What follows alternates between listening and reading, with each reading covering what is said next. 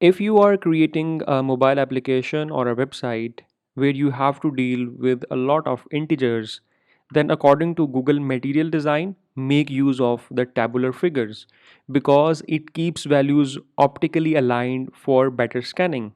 So there is an example.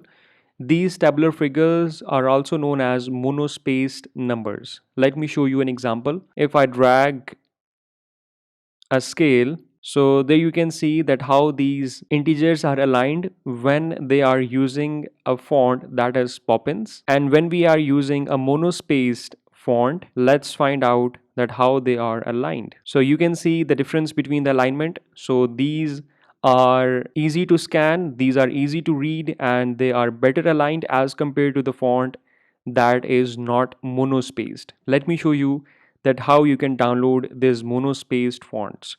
Go to Google Fonts, click on categories and uncheck all these font types.